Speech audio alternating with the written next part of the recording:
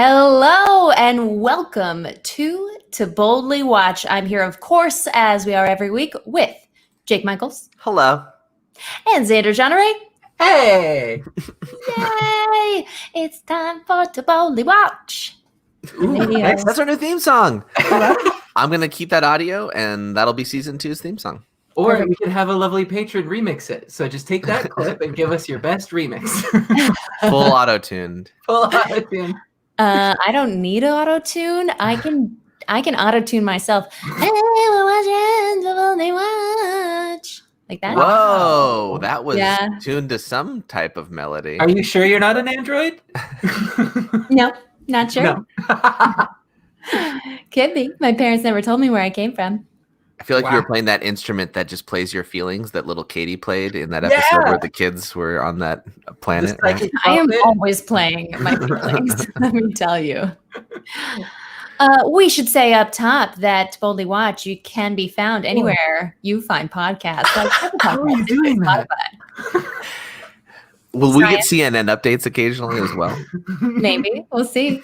Please no. I want. What's the price of lithium right now? Yeah. Of latinum.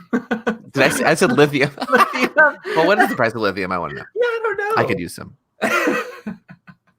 Yeah, latinum is. I don't know. I guess we'll find out. Oh, this just in.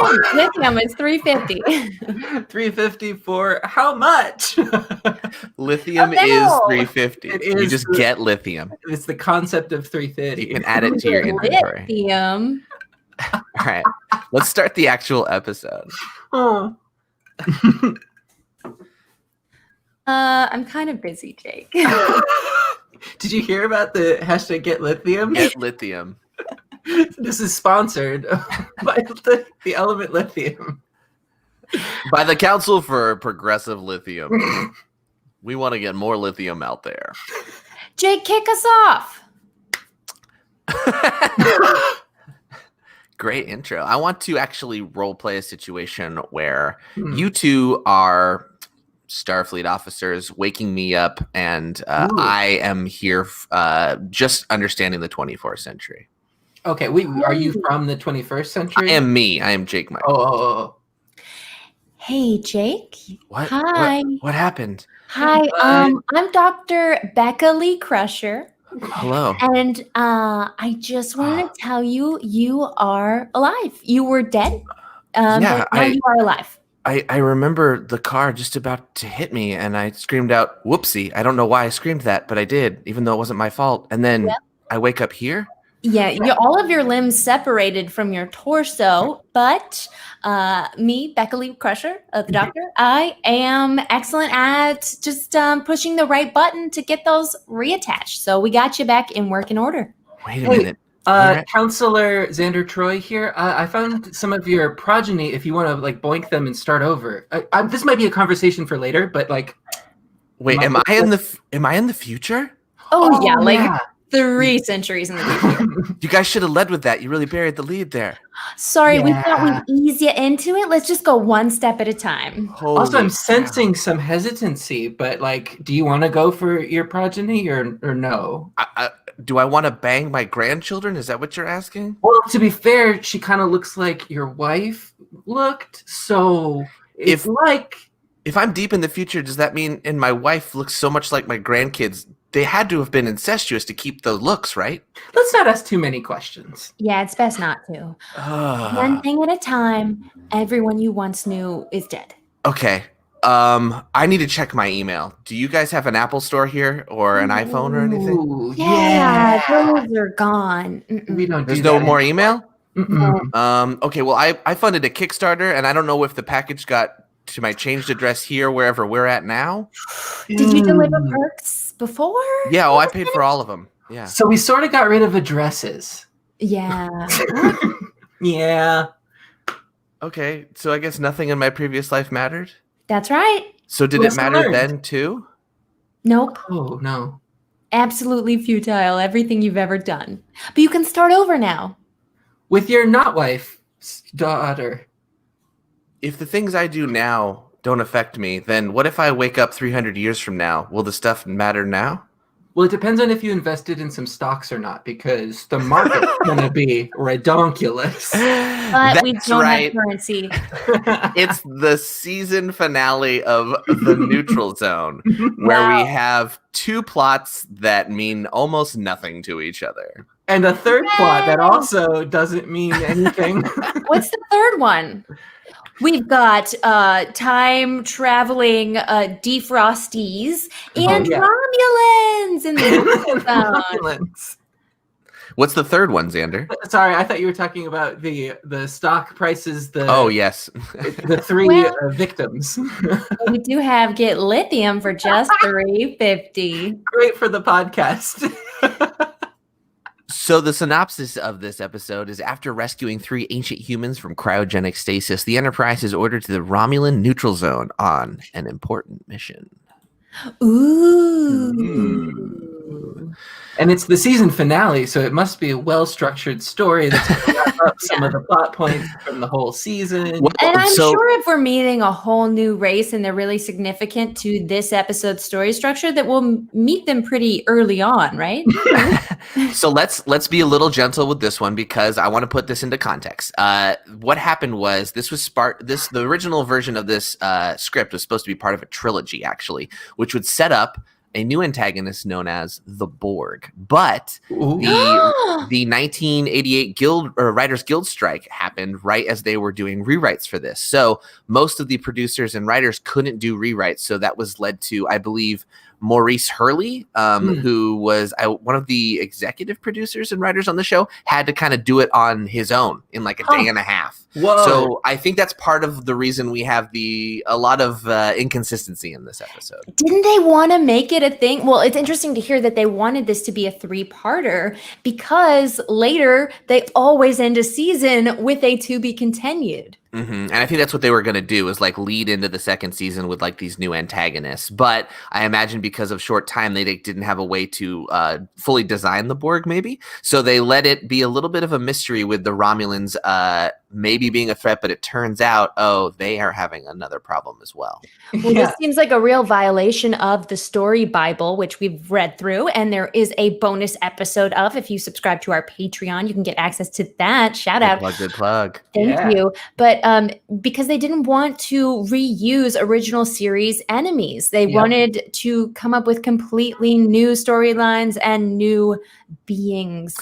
So this was actually at a point where Gene Roddenberry felt comfortable enough, according to Star Trek The Next Generation, the continuing mission, to let them bring the Romulans back, because he was so hesitant about, they wanted Star Trek to be, The Next Generation specifically, to be accepted on its own without riding just on the coattails of old Star Trek. But by this time he felt they'd finally gotten their legs under them. So he's like, go for it with the Romulans. And they were allowed to. What is this you referenced? Was this a documentary? It's actually a book, I believe. Star Trek, The Next Generation, The Continuing Mission. I pull all these little factoids from Memory Alpha, which I feel is the kind of undisputed source of all this stuff. Sure. If there's things are wrong, I could be wrong, and I'm just going to let that happen. I'm not going to do too much more research beyond that. I assume the nerds got it. Yeah. You know, if a wiki's wrong, there's... and a tree falls in the forest, no one's there to correct it. Yeah, it's not my job. If someone says bullshit on a podcast and only 1,500 people listen to it, does it really matter? Yeah. Well, the thing is, like, I think the concept of this episode, specifically the A plot or the B plot, I don't know, the one with the defrosted. See, I consider them A. Because, we spent so much more time with them, you know? Right. Mm-hmm. So I feel like that could have been a strong episode had it been earlier in the season to introduce people to the concept of Star Trek. And, like, this is a great way to set up, we don't deal with those problems anymore. Now we're dealing with the new ones. And they're doing it at the end of the season. So, well, when you don't have writers writing the episode, you just think... well, what if I were there? And I think that they had the Western singer, who's my favorite character in this episode. LQ Sonny Clemens. Yeah. I think that they really just figured, let's go with that perspective. What if we were on the Enterprise because of freezing? Right. Well, let's go through it. So they find some space debris while waiting for Picard to return from some conference, and they inspect it. and find out, oh, there's actually people on board who are frozen. Really, And Data was the one that pushed to inspect. Riker said, you better be back before Captain Picard's ready to go. This is a great example of Data expressing like a want and a need beyond just like the mission parameters or an order. Data feels like and has feelings about like, I want to go and explore what this thing is, and being confronted with these people that were frozen. Some of them survived, some of them didn't, had the thought, we should do something. That's not a computer thinking, that is like a human thinking. Mm-hmm. Yeah, real wants and needs. Mm-hmm. Well, we get to see what a Klingon thinks when they inspect the satellite, and Worf tries the door by simply walking into it, which I thought was it's a really good touch. Was so satisfying. Nose the door. It will not open. Forehead the door. It is I think I have a plan. Turns knob. Handle is what this ancient device is. How every D&D party handles like the door to the dungeon. Check Should for we traps. smash I don't it? see any. Is it a push or a pull? Also, side note, they start wiping away the frost on freezers and finding skeletons. Pretty sure one of those has to be Walt Disney, because we know for a fact he's cryogenically frozen somewhere. Right, and they might as well be on a ship in space. Yeah. Well, this is to avoid power outages, which is a very smart plan. The There's always infinite power in space. It's just not affected by it. There's solar power, I'd imagine. Because they even mentioned solar panels on the outside, I think. And you can dart around solar flares that way, which are a real terrifying thing. Mm-hmm. So they bring these three, I guess they're not survivors because they're dead. There was a little bit of weird science magic. I called it medical resurrection, actually. Yeah. Right? Well, we know Bev Crush can bring bodies back to life. Dr. Crush? They are freshly dead. Yeah. Dr. Crush and it can, yeah. Yeah. So they were freshly dead, and she was like, all these problems, so easy for me to fix. People never die in this century. Yeah, it's pretty convenient. But we learned that these three, one of them her occupation was homemaker, which must be some type of construction work, I believe. Must be. Right? Must be. Love that Basically. joke.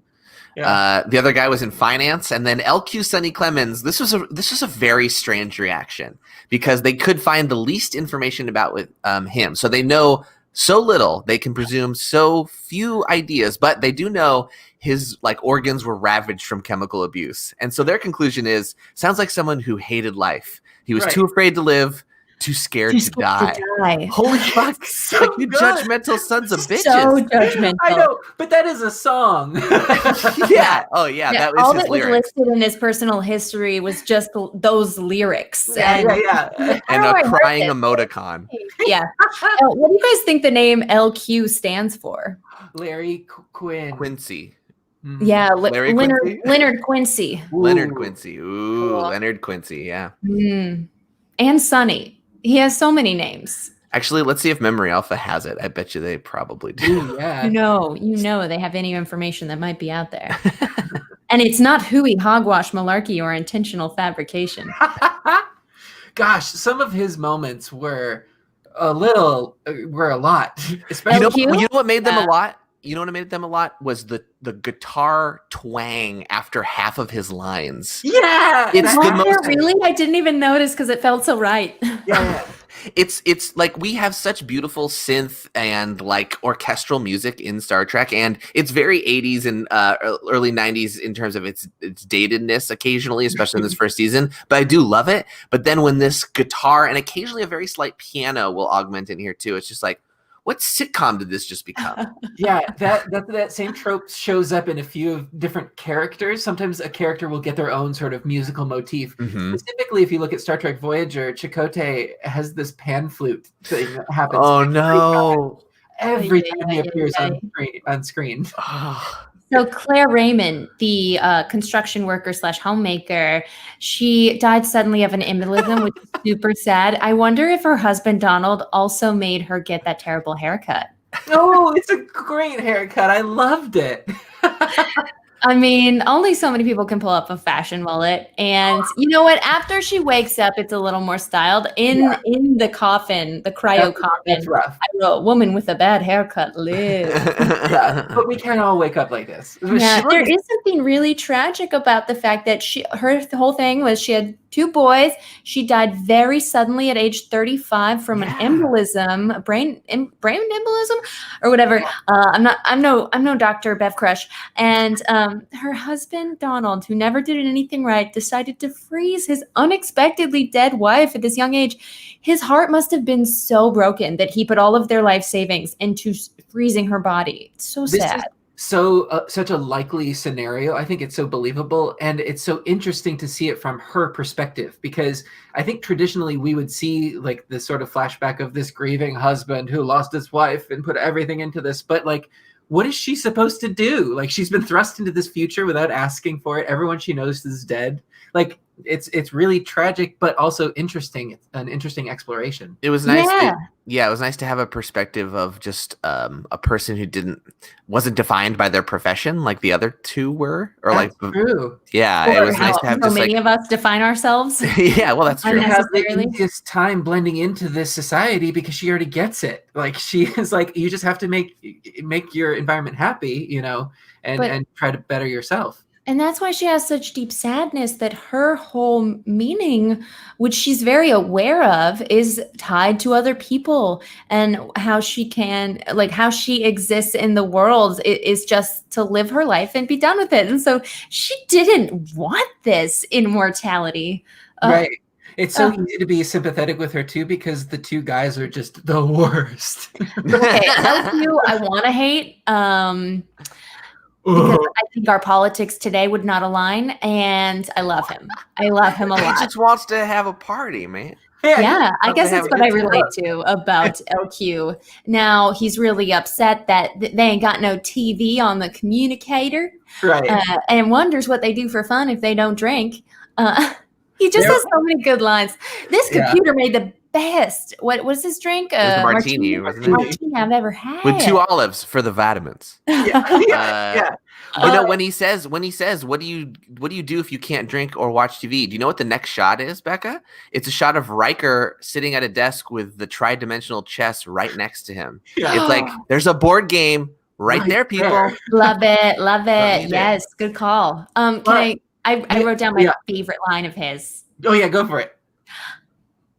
Okay, so Data's about to leave the room, and he says, "Why don't you come back later on? You and me will find a couple of low-mileage pit woofies and help them find a memory." Yeah. Okay, what's a pit woofie, and how you gonna find it a memory? I suspect that's gibberish. Or my thing was that, they're trying to allude to he's this rock and roll sort of country musician, and it's like a groupie type of thing. Yes, I thought. But like, that was one of them, and they sort of go into like, what is this? But he also had a moment that made me audibly gasp, was when he smacked Dr. Crusher on the ass as he was walking by. I was like, whoa, I had totally forgotten that happened. And you're the cutest little doctor I've ever seen. Wow. Like, whoa. And she has this like, you did not, what just happened face, which is, I'm surprised she didn't phase him back to his frozen version right then. She set to kill. Whoops.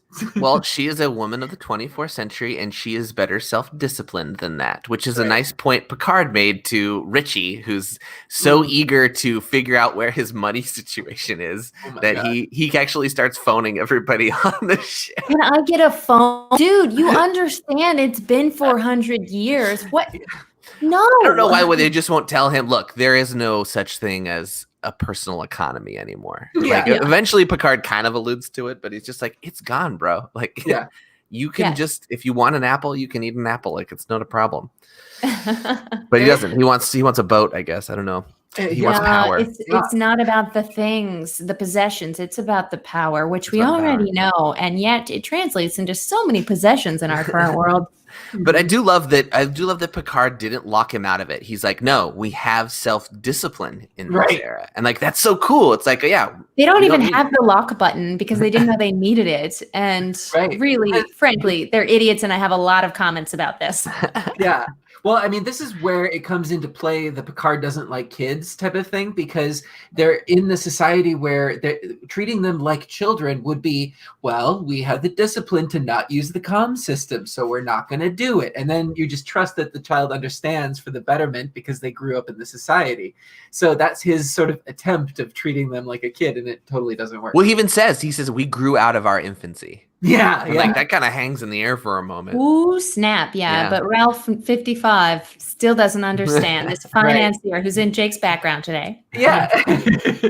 But I do want to comment that it does bring up this interesting juxtaposition, because we laugh at him and like, oh, the stock market and these institutions that he put so much faith into, this pomp and circumstance, and it's still happening. Like, he tries to walk onto the bridge, and it's just like, understood that you don't go on the bridge. And, Yet no door was locked on any part. Like, even they should have had someone stationed for these 3 people who are out of time and don't understand anything about the protocol. Right. There were a lot of plot holes with the whole security procedure. But what I'm saying is, like, the belief system that they had, he still possessed that. He just put it into the stock market or into, something that was intangible, as opposed.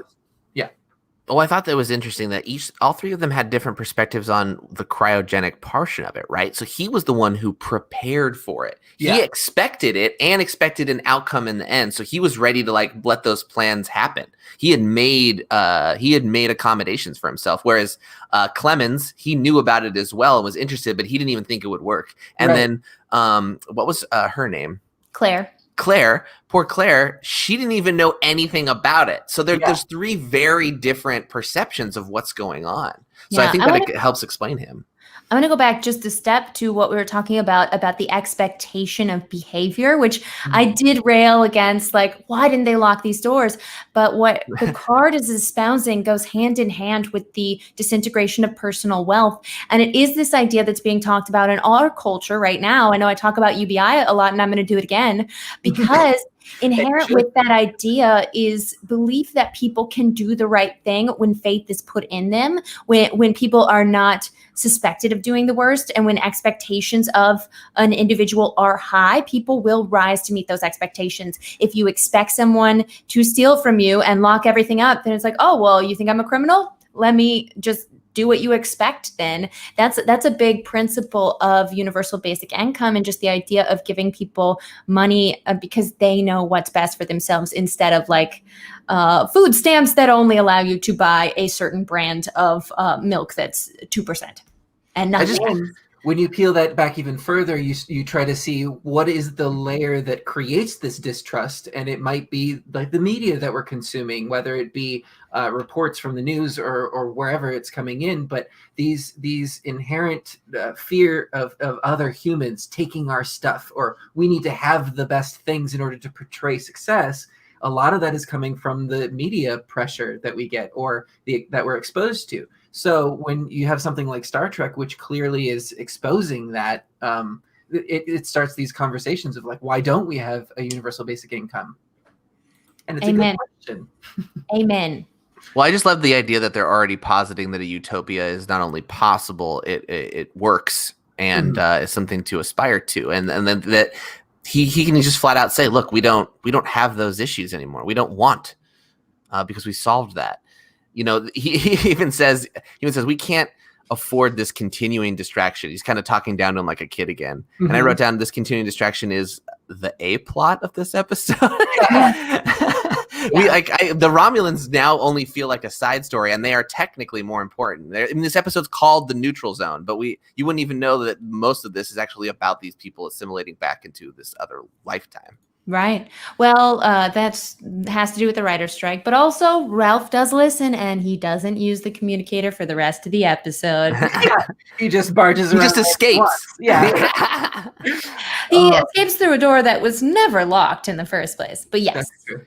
But he, I guess, provides his worth right by like just coming onto the bridge and then saying when the Romulans who finally appear on screen that, hey, they don't know either what's going on. Well, let's get back to this B plot or C plot or whatever it is. What is happening in the neutral zone, the namesake of the episode? It all goes so fast, Becca. It's like it's every single time we talk about them, we just kind of surmise our background knowledge about the Romulans because we haven't met them or we haven't talked to them for like 50 years or something like that. Yeah, 53. 53. So all we know is that they're still out there, and we used to be antagonists with them. So now, because all of our star bases are being we're losing contact with them on the neutral zone, we need to go and investigate. And we actually meet them, which is a very impressive reveal. We haven't seen a Romulan ship at this point yet. Yeah. And it's really cool looking. Like I don't know if you've seen the old Romulan warbirds from the original series, but they look like 60s motorcycles that have Romulan or that have warbirds painted on the back of them. Yeah, well, we don't know their capabilities after 53 years, and they don't know ours. So they're probably Worf surmises that maybe they are the ones that have taken these 4 outposts out of commission in the neutral zone, and so that's why they're ready. They're on yellow alert on the whole ship, and Riker's really scheming that maybe they want to get all the tech advancements because they know the Enterprise or some really cool ship like that is going to come in, so they got to really be ready. And then their ship, you know, they are more advanced in tech because it is glowing green. That's the key. Once you get to the glowing green stage, that's a new level. Absolutely it is. Very clearly so. You know what? You're not wrong, and you'll be proven right throughout Star Trek. So you just created, you're right. Yeah, we spend most of this episode just kind of building them up, and then they do have a really badass reveal, but it turns out, guess what? They aren't responsible, and they're having issues as well. And they've also noticed that the Federation... What's that? Mm-hmm. Oh, well, we're not really sure at first when we talk to the Romulans. They seem like they also have had outposts that are missing, and maybe they know something. But really, it's Ralph, the time traveler, that barges his way onto the bridge. Picard says, get him off. 2 officers come over and stand there. Him. They grab him, and then he says, I will not be sent away or something. Yeah. And they're just like, okay. All right. Oh, no, we didn't realize. He says he's not going anywhere. So. Sorry, in our utopia, we can't make him. So. Yeah. It's utopia. No, but he's like, obviously they're trying to negotiate, and they're too proud to say that they have no idea what's going on either because he's using his background in finance. This is such like a white guy like writer thing to do. Is like, well, we'll prove that this is the true knowledge of the universe is to see through deceit. The man who has all the money, he knows what's really going on. Let's go with that plot. Yeah. No, yeah, this whole setup felt the weakest to me. Of like, I think I saw what they were trying to do of like justify him being there and that he's got a point of view and a perspective that they don't understand. But like, yeah, it was clearly a day and a half rewrite. Like that. Yeah. That's what happened, unfortunately. But it was still a somewhat dramatic ending to the first season of Star Trek: The Next Generation. So we'll get that. Picard, once again, like always, he steps in and he tries some diplomatic approach that's never been tried before and may just work. He says, "How about we work together?" Ooh, we gotta do it to him. Yeah, and I think that this sort of sets up the like thesis statement moving forward because it is the season finale. Picard like pretty much looks at the camera going like, well, things are about to get very interesting around here, isn't it? Yeah. I feel like Conspiracy would have been a better ending, right? Like the penultimate episode was like a much more dramatic end to the first season. And had such a cliffhanger, but maybe it had already aired. Who knows with writer strikes and contracts why that was the one that was ready to air at this particular time. But absolutely, these 2 last episodes, their placement really should have been switched for maximum drama. Yeah, I stand behind this type of episode should have been explored at like episode 3 or 4 of Next Gen. Yeah, it feels like they were, I don't know, they had to drop the Borg. So like, what do we fill it with? Well, there's this other whole script we could squeeze in here. Yeah. Yeah. Well, friends, guess what? Not only was that just that episode, that was the first season of Star Trek: The Next Generation. done it! Yay! Guys, Achievement unlocked. Xander, you brought me to this point in my life where I now have the knowledge of one full season of Starfleet, and I feel empowered. Of Star Trek. Star Trek. I meant Starfleet knowledge. You're right. You know, Yes, at this you're point, right. Becca, the doors to your quarters, they're not locked. Wow. Okay, well, I think that's for me to decide. My body. Oh yeah, I mean the turbo lift doors, they're not locked. You can go anywhere. JK, you can unlock my doors. Well, maybe I'll just throw Geordi through them. I'll take that. You have so much adrenaline, Xander. Can you turn around the shows back? No. Oh wow. Well, what do we do next, Jake? Are we ever gonna have any more show to do after this? We are. I think we're going to take a very short break, and then we're going to be back next week with season 2. I'm not even going to preview the next season's episode because I want us to go into it a little blind. We don't even know what's going to happen. Maybe there's going to be some changes. A few changes, I think. Yeah, oh, for sure. I'm very excited for it. I'm excited for your ignorance of this, Becca. Like I like going through this with you when you don't know some of the details that Xander and I can barely remember, or Xander probably more specifically. I'm very pumped for this. Season 2. So it is my pleasure that you find delight in my ignorance. And I would just like to say a little message to our listeners. Thank you so much for coming on this season 1 journey with us. We hope that you stick around because we're going to keep doing this for many more seasons. Obviously, there's so many to go. And just want to give a shout out that we really, really appreciate if you rate and review us on Apple Podcasts, because that's a great way to help other people discover us. And if you're interested in seeing video versions, we are posting them to our Patreon for Good Time Society. There's also bonus episodes available of To Boldly Watch. First up, we have our Story Bible episode where all 3 of us take apart the writer and director's guide to season 1 of Star Trek. It was a whole lot of fun. You can also get that on our Patreon. Yeah, and you can also follow the podcast on Spotify, which I just learned, which is a great way to sort of keep up with everything as well. And if you do so, we will unlock your cabin doors. Because they're locked right now until you learn your lesson. So you stay in your quarters and eagerly await season 2, which will have brand new episodes for us, but very old episodes of Star Trek. We're very excited to see what happens. Guys, let's make it so. Ooh. Make it so. Make it so. I'll sync that. Cool. Good ending. Everybody. Bye-bye. Bye.